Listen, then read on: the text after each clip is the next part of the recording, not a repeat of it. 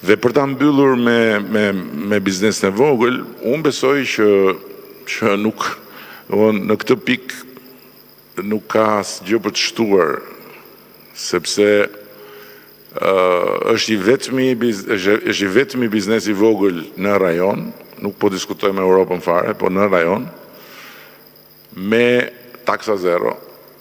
Dhe e tha ministrja me tavanin 140.000 euro me taksa zero. Natyrisht që janë tarifat e bashkisë, po kjo është pjesë tarifat e bashkisë i paguhen dhe i familje. Flasim për taksat qendrore, pra nuk biznesi i vogël, unë e kam thënë qysh kur e hoqëm taksën, deri në 2029 do të qëndroj zero. Pastaj është histori tjetër, deri në 2029 që të marrë forcë, që të rritet, që të ketë kapacitet familja, dhe po t'i bësh llogarit janë një shumë e konsiderueshme.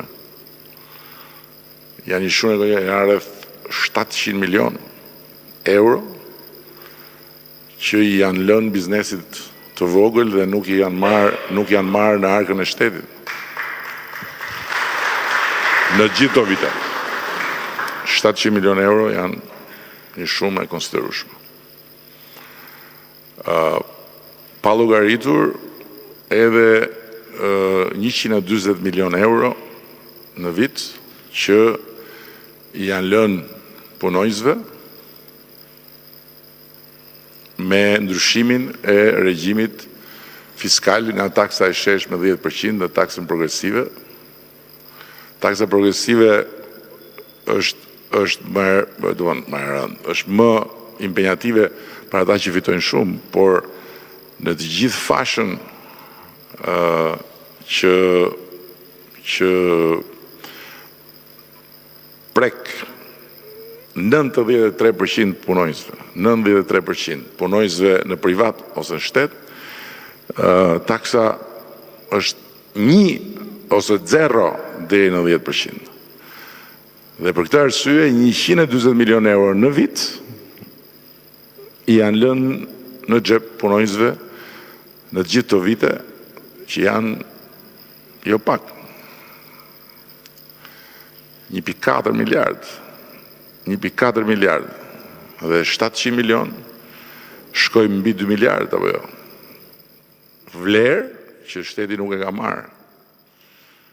Që do të ishin një para shumë e madhe për qeverinë, për të bërë investime të tjera, por ne kemi preferuar që t'ja lëmë njerëzve, familjeve. Dhe do të vazhdojmë kështu me biznesin e vogël, edhe tavanin nuk do ta prekim, edhe sistemi do të mbetet njësoj, deri në 100.000 euro do t'jetë pa TVSH, mbi 100.000 euro fillon TVSH-ja, normal. Jemi duke punuar dhe për një ide të re për t'i krijuar një periudhë lehtësie atyre që kalojnë mbi 140. Por këtë duhet ta konsultojmë, pra duam t'i japim atyre që kalojnë mbi 140.000, duam t'i japim mundësinë që të deklarojnë më shumë, që mos detyrohen të fshihen